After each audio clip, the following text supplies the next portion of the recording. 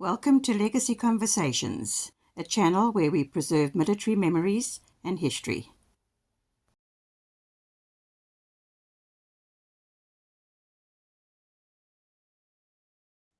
Hello everyone, it's Cobus here. I'm excited today. We're still at SAAF at Swartkop in Pretoria. Now guys, there's a lot of other machines there, flying machines, which is not being broadcasted on Legacy. We want you to go there. We want you to, to assist these people as far as you can.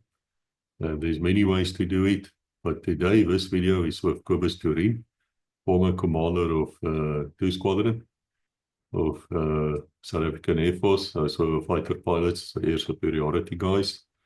And he's talking about the Mirage F1 CZ. And this particular Mirage actually downed a MiG. And Cobus was also involved in the shooting down. And so he's telling us about it. And fascinating episode, but before we start, let us thank our sponsors. Let us hear what they have to say. I've been asked by many people how they can assist the channel. Now, there are various ways. For now, I want to speak about the Patreons. You can join the Patreons where you support us by donating $5 a month. If you want to do more than $5, of course, you're welcome. But $5 is the minimum. And it's completely free in the sense that if you don't want to carry on with it, you just cancel your subscription and then the $5 will not be deducted from you anymore. Now, what you get out of it from the Patreons is you see many of the videos you see first. And you have direct access to me. So if you want to talk to me or you have ideas or you want to just meet somebody who I have access to, normally through the patrons, we will definitely bend backwards to assist. So it's a good cause because we need the money to pay for the internet, for equipment, for fuel. When I was in South Africa recently, we drove almost 10,000 kilometers to record all the different museums and aircraft and people and armored vehicles and things like that. And the Patreons are the one who is paying for the fuel by making their donations. Now, there's 100,000 people a month who come to Legacy.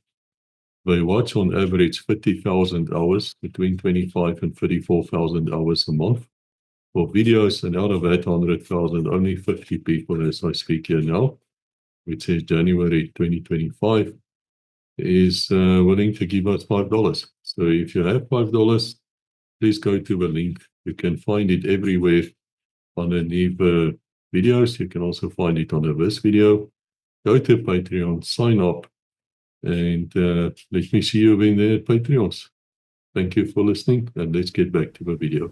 Good morning, everyone. My name is Cobus Toerien. I was fortunate to be in the Air Force for 26 years. I retired as a colonel before I went to South African Airways.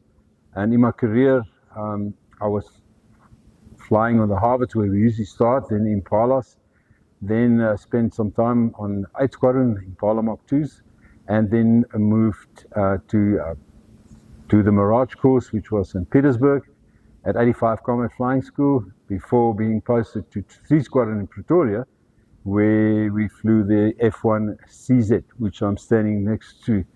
And I arrived at the squadron in mid-81, 1981, and at that time the Angolan conflict was going strong and was at a high, so we quickly got involved into the Angolan conflict as well. Just a little bit of history about the Mirage F1s. They arrived in 1974 when they were looking for replacements for the Mirage 3s, and if my memory serves me correct, there were 32 Mirage F1 AZs and 16, I know that for a fact, 16 Mirage F1 CZs. The designations usually is confusing, although it's quite easy. The Mirage F1 AZ means attack, which is mostly designed for air-to-ground, and the Mirage F1 CZ for counter-air, which is mostly air-to-air work.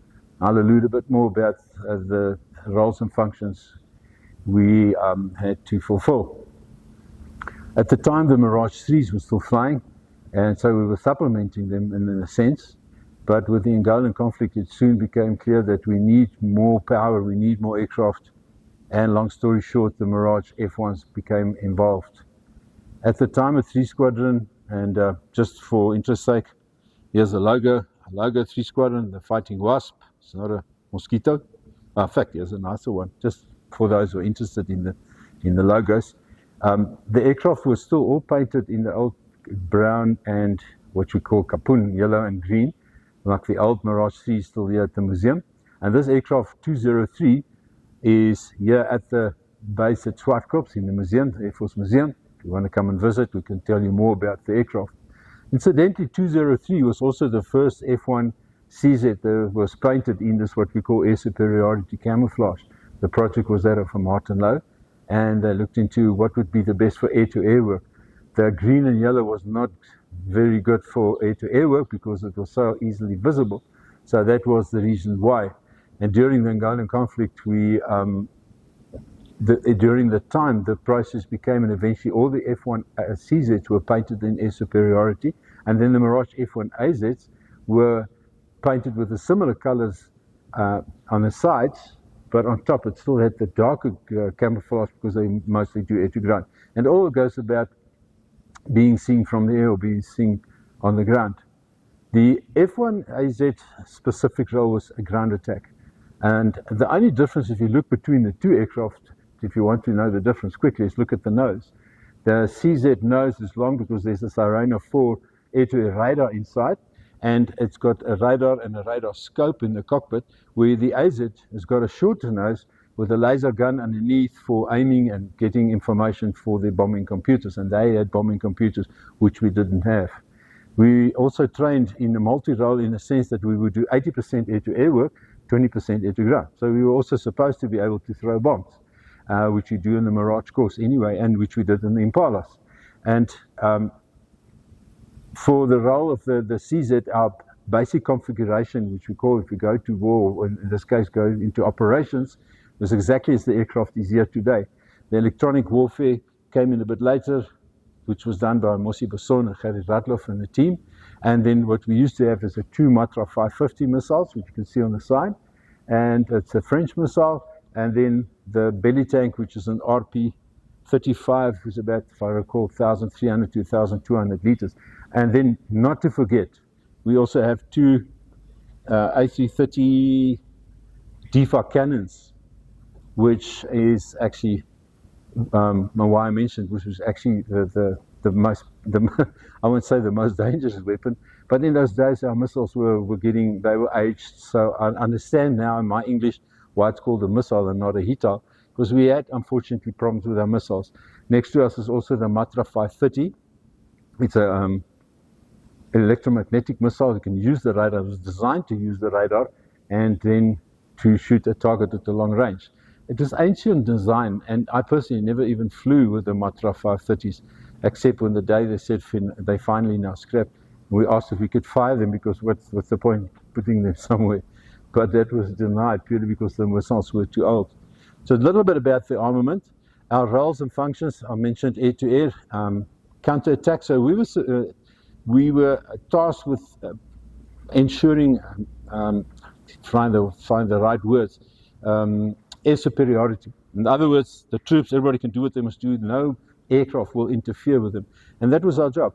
We were it was a small squadron with, at the time, although we had almost 12 to 14 to 16 pilots, and we only had these 16 aircraft. And we lost one very soon after its inception in 1974.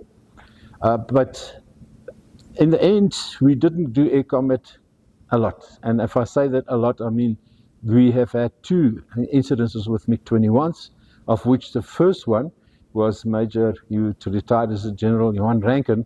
He shot down a MiG-21. Johan du Plessis, his wingman, unfortunately couldn't fire the cannons, and so therefore he didn't get the kill. And that's also what the roundel is for, which you see here, the MiG-21 MF. The date was, I must think carefully, the 4th of November in 1981. The second MiG kill was, or the MiG encounter, was on 5 November 1982, in which I was the wingman, to Johan Rankin again, and therefore 203, and that he flew in 203, where in the first encounter he was flying Mirage 213, which is at Air Force Base Eistedplaat in the museum. Now, a lot of people ask me, but it says here Major Johan Venter. Now, the reason why the names are put on here is when the squadron was phased out in September 1982, we could pick the pilots on the squadron that was still there. They could pick an aircraft number and then have their name put on for the final flypasts and the parade. Mine, incidentally, was Mirage 213, which has also got the roundel, but which is at Air Force Base Eyster plot. So therefore, if there's confusion with the names, that is the reason why. From back to the roles and functions, it soon turned out that the most work that we did in the operational area was escorting the Canberras, escorting the Mirage 3 RZ, in other words, the reconnaissance aircraft, and then also, if need be, we could also escort the Buccaneers of 24 Squadron. Incidentally, just for those who are interested, one squadron used to have the Mirage F1 AZ, 2 Squadron the Mirage 3s in those days, until later it became a Cheetah Squadron at Air Force Base Luttrichat, and then 3 Squadron with the F1 AZs at Air Force Base Warrikloof, and our neighbors were 24 Squadron with the Buccaneers. The Buccaneer guys said, however, yeah, they don't need escorts. I mean, they're tough enough, they're fast enough, they can fly low enough. They don't need escorts. So our biggest client, if I can use the words, were at that stage the Canberras from 12 Squadron, which was also a neighbouring squadron, Air Force Base Warrikloof, because they're big, they're not that fast, and they were bomber aircraft, but they're primarily used for air reconnaissance. Now you can imagine flying in a war zone where it doesn't matter where you go, they've got full radar coverage. They had MiG-21s at the time on standby in Monongwe and Lubongo, easy to intercept. And unfortunately for us, our radar was at Ondangwa and it didn't have the reach. So a lot of times we would be operating what we call red radar, where the mission controllers cannot see us. So the two incidents it's actually spanned almost a year apart, and it's amazing that it's the same guy. We had a standard joke at C Squadron about Major Johan Rankin, because the first MiG was, I must think about the dates again, the second was 5 November, the first was 6 October, so it means that the 4th of September, the next year, if we were at Ondangwa, he was not allowed to fly. So a little bit about the camaraderie between the guys at the squadrons. The F1 CZ is most probably one of the finest aircraft I've flown. It's a beauty. It's so nice to handle. It's different to the Mirage 3s, the Delta wing, and don't throw away the Delta wing, because it had slats, it still got slats, and flaps, so it was easier to handle. It was good in turn, and it was designed for a specific role. So everybody would always ask if you can choose between the F1 or the Cheetah C, which I flew as well at a later stage. I always say, what must I do with the aircraft? If you talk about air shows, this is it, the Mirage F1 CZ. She can accelerate, she can turn, and she's a showstopper as well. And then if you go into any conflict thing, I will go back to the Cheetah C. Remember, the Cheetah C is an upgraded version from the Mirage F1. So, you have to pick your weapons when you go into a fight.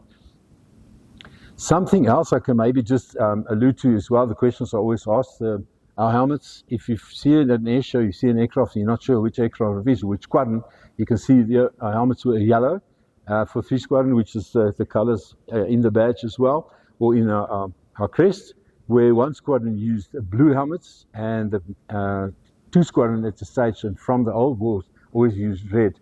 The old 2 Squadron, I think the Sabres even then as well, the Mustangs always had red in. And somehow these colors permeated through, and now we're eventually getting into our helmets as well. So much for the camouflage. But if you're so close you can see the color of the helmet, then you've lost already. A little bit about the MiG encounters. I mentioned the first one, the aircraft was shot down, the pilot ejected safely. And then the second one, a year later, we were on an escort role on standby. And the cameras would take off from Air Force Base Grootfontein because they need a much longer runway than what you used to do at Air Force Base Ondangwa. And the squadron, OC Squadron 12 Squadron then was Bertus Burger, who retired as a general as well. And he was flying with Frans Conradi, the navigator. And the number 2 was the late Des Barker, the test pilot, also retired as a general, and he passed away about 2 years ago. And his navigator was Swanee Swanepoel. And he designed a new tactic that they would go in low level, run from Grootfontein, and when they crossed the runway at Air Force Base at Ondangwa, we would start up because we can see them, although we had radar contact. We very seldom said anything on the radio, try and maintain radio silence. And we would go out, escort them, and then pitch up and climb to about 20,000 feet from where they were doing photo reconnaissance. That day specifically, in that time, Kahama was a hotspot, command and control. but also remember we had Lubongo, which was not too far away, and the Monongwe, where the MiG-21s were posted, or where they were stationed. On that specific day, because my engine wouldn't start, I don't know what the problem was, so we were a bit delayed. Eventually started, we took off, and then we had to run in.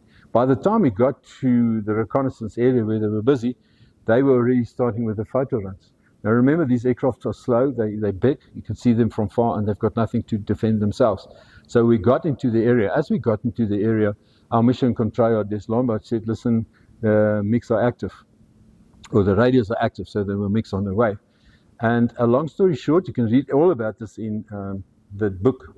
It's called the MiG Diaries from Lionel Reed. It's actually the story from one of the Cuban pilots, Eduardo Gonzalez Sarria. And Lionel put this into English and not in Spanish. And in that story, it actually gives you the whole influence of the Cuban forces in the Angolan conflict. And that day as well, the whole story is as is from our side and from their side. And it's amazing how the two stories it's like a puzzle, it fits. So as we were running in, Les said he can't see it because we almost had red radar, and he could see the two guys, and they're coming, and they gave us a heading to steer, and he didn't have the height. But they have full radar controls, and the accuracy of their radar mission controllers was so good because they had the equipment. So that's something we had to take into consideration. However, we managed to pick them up. By that time, the cameras disappeared. They went down. They were going back to Grootfontein. And as we crossed the two MiGs, which was actually weird, I did not see them. Usually in any flying, we use what we call on the beam air combat patrol. So this guy on the right protects the guy on his left, and vice versa. So I was scanning from my 12 o'clock straight through behind Johan. It's about 1,000 meters, and then he would do the same. And then he picked up the MiGs, and they all thought it was going to go through between the formation. Spot on the height, so close that they actually passed to my right. And when I looked down, I could see these two MiGs in close formation and white helmets, and they're in the cockpit. And everybody said to me, no, that's Top Gun stuff. How can you see? And now we were flying supersonic, and they were flying supersonic. So you can imagine more than 2,000 kilometers per hour crossing section. But just prior to that, when Johan picked them up, we said he shouted pickle. That means throw the drop tanks away. So these are drop tanks. That's why they're called drop tanks.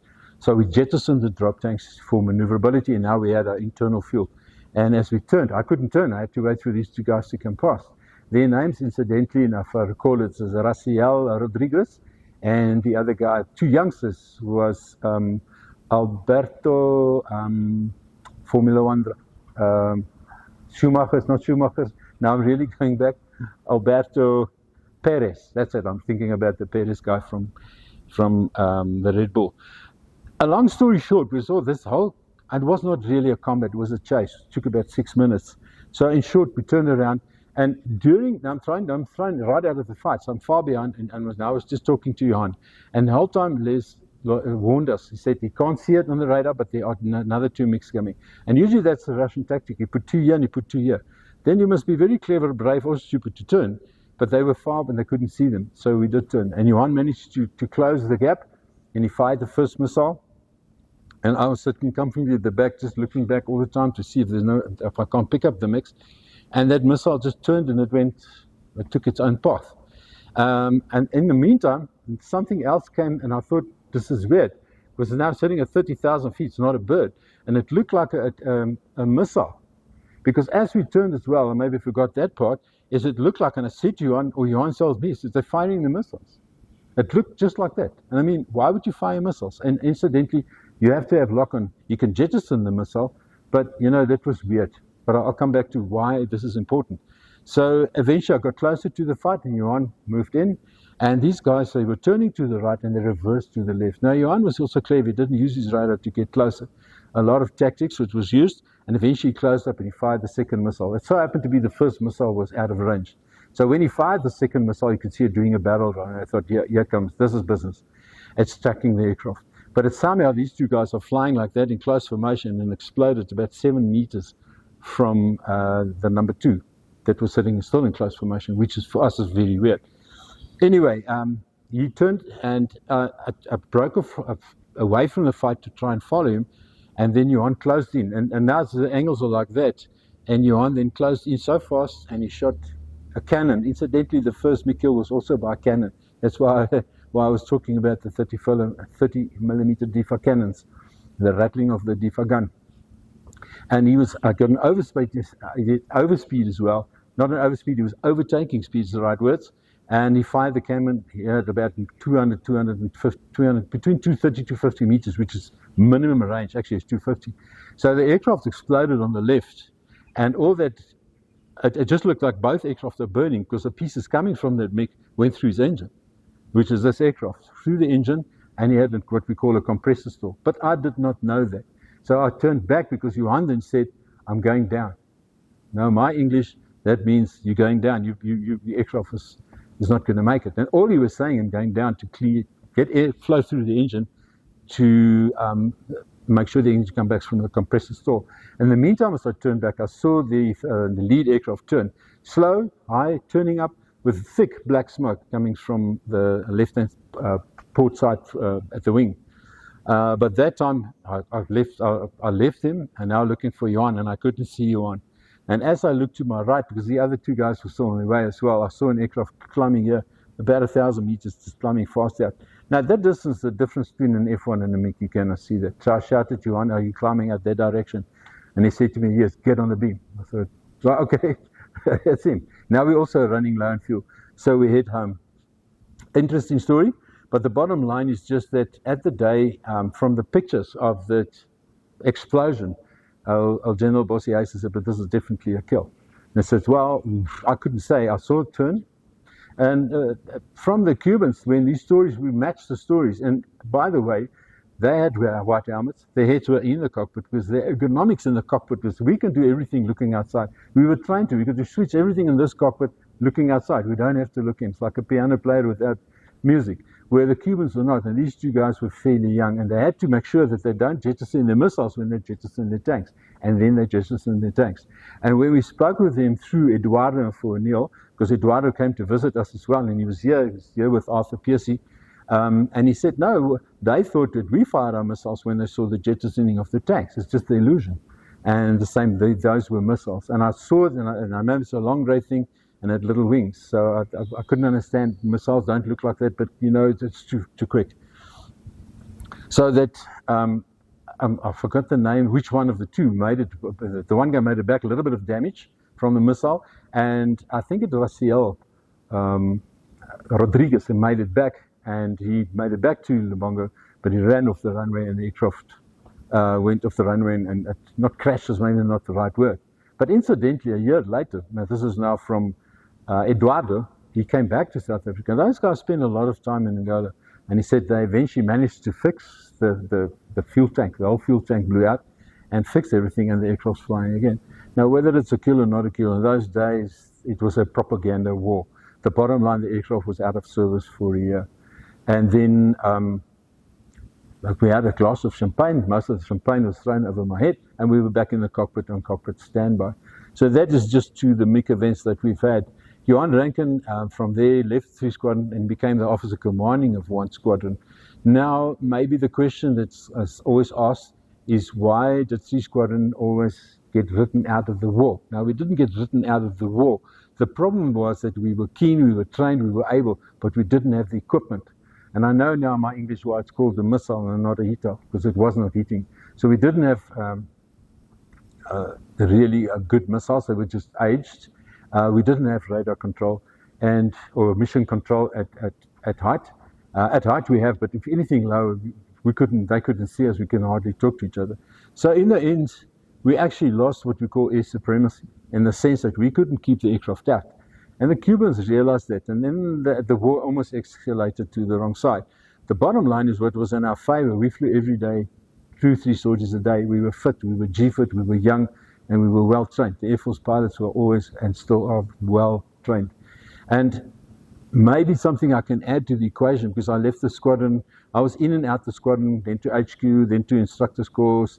So I spent quite a bit of time on the squadron, enough to fly 1,200 hours on this lovely aircraft. Is at the time we're trying to get back in the war. And this was in about 80, I must get my dates right, 86, 87, when Arthur Piercy, and that's a story on its own, and I think you all know Arthur Piercy, where he was hit by a The aircraft was not hit, and he wasn't hit. A proximity fuse of an AA-11, I think, a Russian missile. And then we realized, but the Russians have hidden capability. They can fire missiles from the front, but we couldn't. We had to get behind. We only had infrared, which is second generation. A long story short, because it's also in the book, is that Arthur's aircraft was damaged. He was flying. His leader was then retired as General Carlo Gagiano, who became Chief of the Air Force as well. And Arthur elected not to eject. He had partial control of the aircraft, but to return back to Air Force Base Rundu, where they were flying from at the time. And he landed on the runway. Unfortunately, he didn't know the drag chute in the back, the parachute that was shot out because there was a proximity fuse in the back. His nozzle flaps, the engine opens and closes. I think you can see it in the videos. The oil to them were not depleted, it was shot out, so it was open. He had marginal control and a little throttle on the side, and he elected to land. He landed safely, but then ran off the runway. And from that time, they were busy putting in the arrestor barriers. It was not up yet, and they were busy working there, and he ran off the runway into this ditch. And unfortunately, hit a rock with a nose wheel. And the thing is with ejection is, on top, with the ejection pins, is if you can't see it here, but with the negative G, not the anti, the negative G from the impact, the pin came out, and the aircraft actually, like typical Arthur, the aircraft rejected him. The aircraft jettisoned him, rejected him. The ejection was not Arthur's ejection. Unfortunately, this is L-type ejection seat. You need 90 knots for the parachute to open fully, which he didn't have. So he fell with his chair, in front of the aircraft. And he unfortunately broke his back and his neck, and he's still today he's paralyzed. But typically Arthur, now he's lying there, everybody's come rushing in. There's a fire that started over the midsection because of the nose wheel broke. And Arthur said, guys, don't worry about me, but worry about those two 30mm cannons, and there's fire. They're live. I think you must just get me and yourself out of the way. Anyway, Arthur spent a long time in hospital. He recovered, and he came back to 3 Squadron in a wheelchair. And I think he worked at Comair, and he called himself Mobile IT. That was Arthur. So that's another story. Now, how do we get back into the war? Short story, because that story is not written anywhere. I came back I was a MAYOT, Mobile Air Operations team member from, which are called MAYOTs. And I was at Rukan, and I was called back. At that stage, I was at Langebaanweg doing instruction, and I was called back to the squadron. Now, I was busy getting operational again, and I was sent to Kuvalai at that time, just before the big battle in Kuvalai.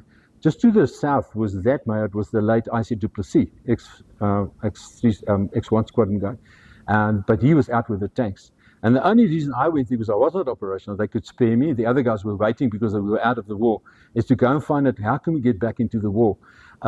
So taken there, and the UNITA guys picked me up. And there's a young captain. He's a radio guy, and he had a radio mast. And we went there to the little station. Now the station is a rattle with this canvas over it, and that's it. And they're very fancy radios inside, not tell you now why. And there's a little tent next to it. There were 2 Chileans, and that's also something that nobody talks about, because at the time, they could still speak Spanish, but to listen and hear what the guys are doing, how we can get into the war. And at the squadron, we designed a program which we called HOTLIPs, high operational, low-level tactical intercepts. And all we wanted to do is fly there, go into the hold, and then pitch up. These guys were flying 16 ships, MiG-23s now, and each one of them. That's all we wanted to do, to get back into the war. And as I sat there, it took me less than a day and a half to listen, just listening, and the Chilean guys would translate. And then I realized, but their fuel stage, the Azul Cinco means blue +5. That's bingo fuel for us, it means you have to go home. So there's little intelligence information, and that's why they didn't want us to use call signs. You can see my name is up on the helmet, not the call sign at the time. It gives away the security.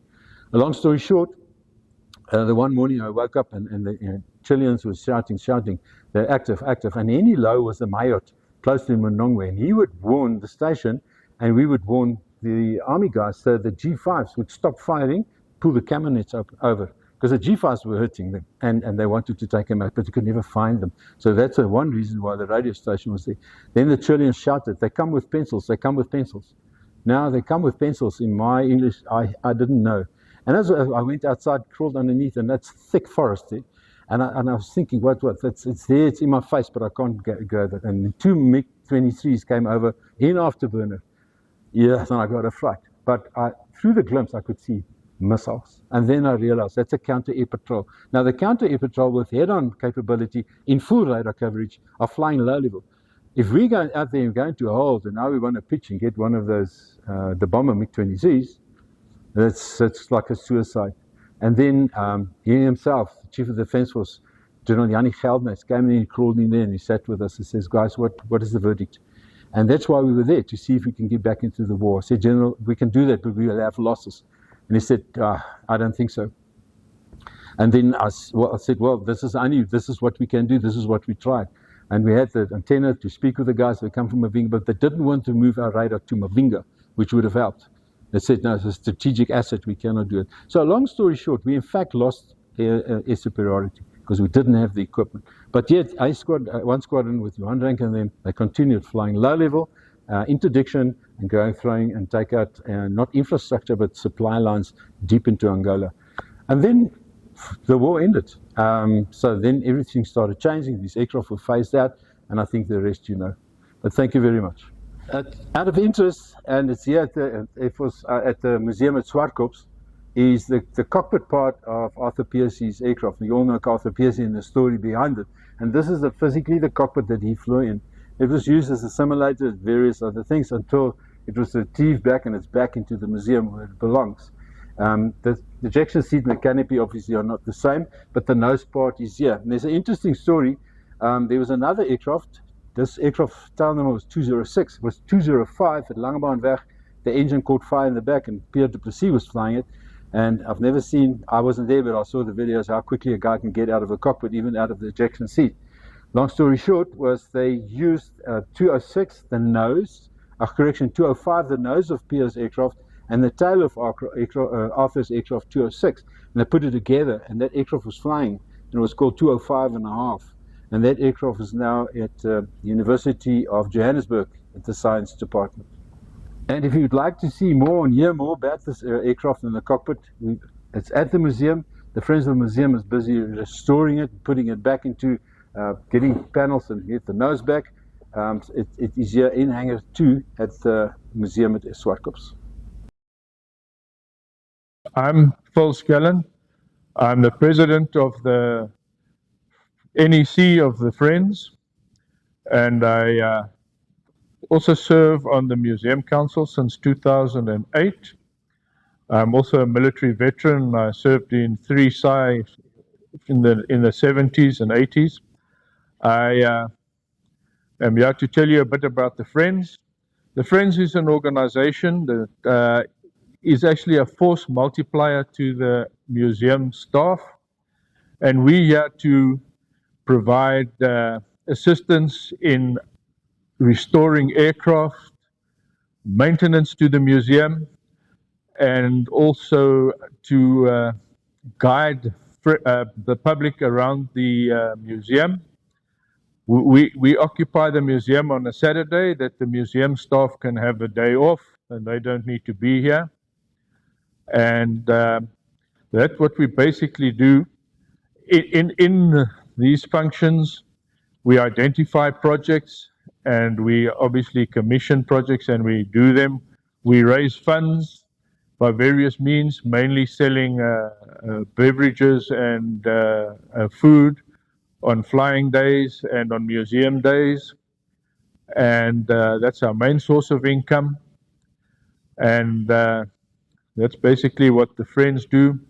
We also hold regular meetings and we get people with stories to tell around the SAAF or around aviation, and that attracts quite good crowds. And we also publish a quarterly journal, and that's mainly aimed at the SAAF history or aviation history in general.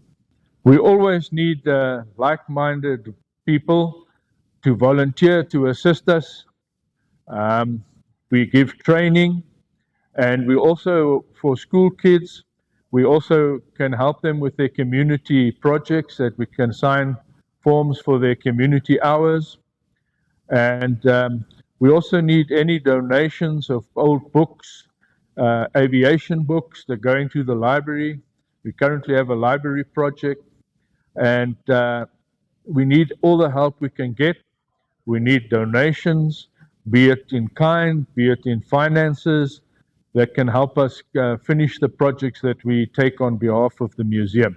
We have a website.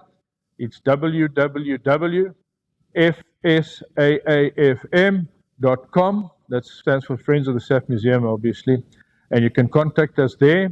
On there is all the details. And you can get membership forms on the website. We also have, you can look us up on Facebook. All the branches have a Facebook presence, and that's where you can find us.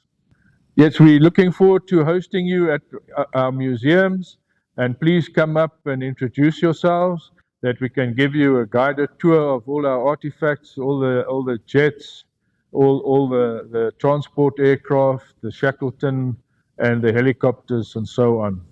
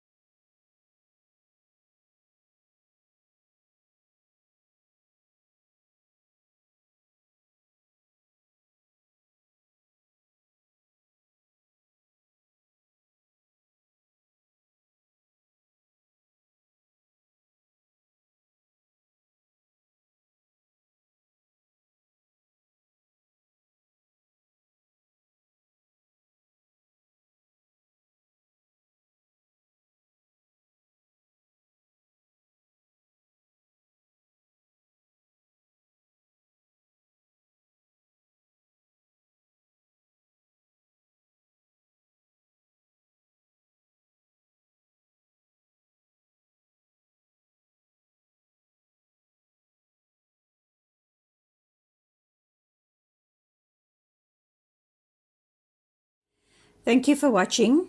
Please like, subscribe, and ring the bell to receive notifications.